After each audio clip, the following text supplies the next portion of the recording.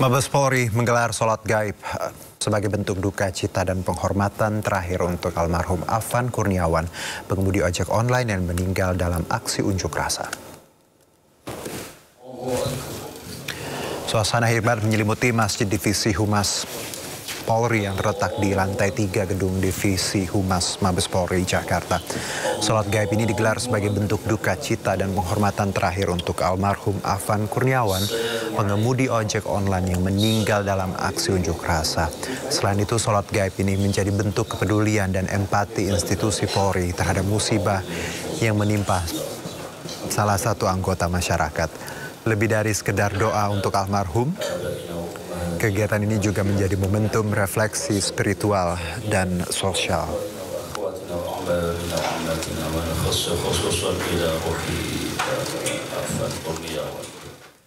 Pemirsa, Ketua DPR RI Puan Maharani mengucapkan bela sungkawa yang mendalam terhadap tewasnya Afan Kurniawan saat aksi demo kemarin. Puan meminta Kapolri untuk mengusut tuntas dengan transparan atas kekerasan yang dialami oleh pendemo. DPR juga meminta maaf karena belum dapat mendengarkan seluruh aspirasi rakyat dan akan terus membuka ruang komunikasi yang sehat. Assalamualaikum warahmatullahi wabarakatuh. Salam sejahtera untuk kita semua. Om Swastiastu, Namo Buddhaya, salam kebajikan. Yang saya hormati seluruh rakyat Indonesia. Pada kesempatan ini, atas nama seluruh anggota dan pimpinan DPR RI, kami menyampaikan duka cita yang mendalam atas wafatnya almarhum saudara Afan Kurniawan, pengemudi ojek online yang menjadi korban saat terjadinya aksi demonstrasi pada tanggal 28 Agustus 2025 yang lalu. Semoga amal ibadahnya diterima Allah Subhanahu wa Ta'ala dan keluarga yang ditinggalkan diberi kekuatan, ikhlas menerimanya, dan diberi ketabahan oleh Allah Subhanahu wa Ta'ala. Amin ya Rabbal Alamin. Kami meminta kepada Kapolri dan seluruh jajarannya agar mengusut tuntas dan transparan atas kejadian yang terjadi. Dan kami akan mengawal proses penyelidikannya sampai selesai. Kami juga menyampaikan keprihatinan yang mendalam atas kekerasan yang dialami oleh para peserta demonstrasi saat menyampaikan aspirasinya. Atas nama seluruh anggota dan pimpinan DPR RI, kami meminta maaf apabila belum sepenuhnya dapat menjalankan tugas kami sebagai wakil rakyat. DPR RI akan terus berbenah dalam mendengar aspirasi rakyat. Menjadi komitmen kami untuk terus membuka ruang komunikasi yang sehat dalam bergotong royong dalam membangun bangsa dan negara.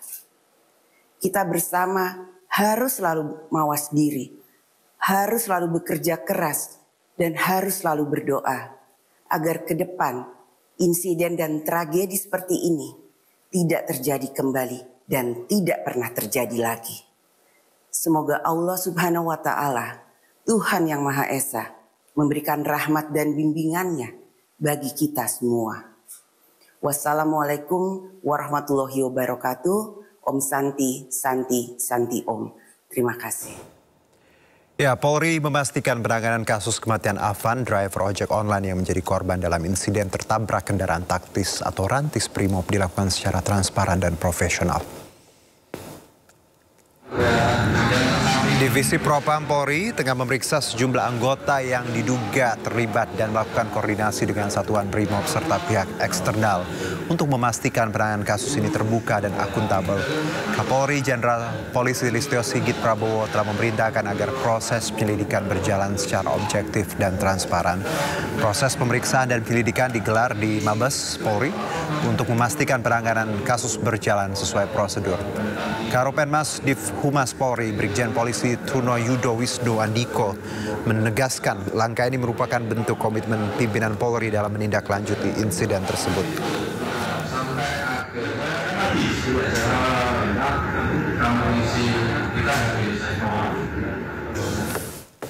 7 anggota BRIMOB yang diduga terlibat ditetapkan telah melanggar kode etik Polri. Ketujuh anggota BRIMOB tersebut ditahan selama 20 hari dengan ditempatkan khusus di Propam Polri. 7 orang terduga sudah diamankan di Propam Mabes Polri. Kami tekankan kembali, 7 orang terduga pelanggar sudah kami amankan di Propam Polri. Dan saat ini masih dalam proses pemeriksaan dan pendalaman. Adapun hasil yang sementara yang sudah kami lakukan, tadi siang hari kami sudah lakukan gelar perkara yang melibatkan Itwasum Polri, Divkum Polri, dan SDM Polri, Kabid Propam Korbrimob Polri, ya, untuk gelar awal dalam rangka proses pemeriksaan. Jadi setiap penanganan perkara ini kita selalu melakukan gelar awal untuk menentukan konstruksinya dan arah pemeriksaannya. Adapun dari gelar awal ini kita sudah sepakati dan hasil rekomendasi secara menyeluruh, dan kami juga sudah sampaikan kepada Kompolnas dan Komnas HAM bahwa terhadap 7 orang terduga pelanggar kami tetapkan, dipastikan bahwa terduga pelanggar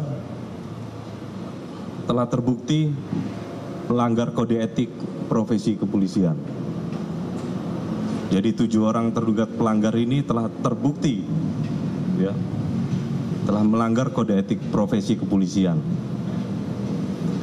Oleh karena itu, kami menyikapi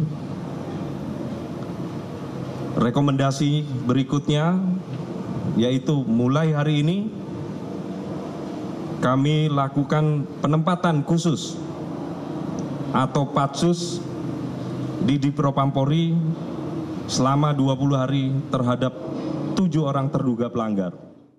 Seperti tadi kita dengar bersama-sama hasil rekomendasi dari gelar internal kepolisian, ada proses patsus 20 hari.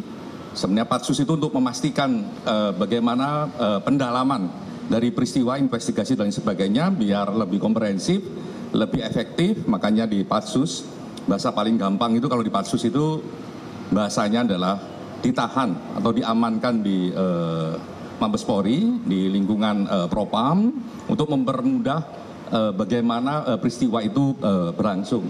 Tadi juga sempat dialog sama Pak Kadif Propam, ya, salah satu yang paling penting adalah juga mengajak masyarakat ketika memiliki informasi, ya, terkait peristiwa tersebut, monggo bisa datang langsung ke Propam, ya, memberikan informasi sehingga informasinya jauh lebih komprehensif, atau bisa melalui ke Kompolnas atau juga nanti ke Kementerian HAM, atau tadi juga karena teman-teman ada teman-teman Komnas HAM yang juga sedang berproses di dalam, ya juga bisa melalui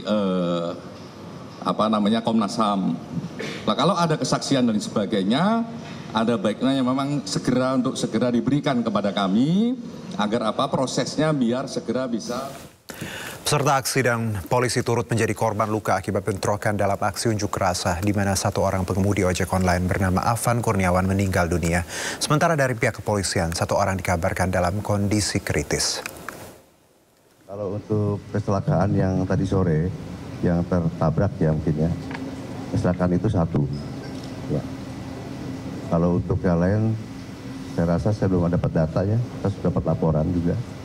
Kalau untuk anggota Polri yang terluka juga, ya banyak juga. Anggota Polri yang dirawat juga saat ini yang terdata juga 10. Memang ada yang kritis 1 orang. Tapi kita masih mengecek kembali, kita belum melakukan rilis karena datanya juga masih simpang siur. Masih kita dalami, tapi yang kritis 1 orang anggota Polri ada. di Rumah Sakit Kramat Jati.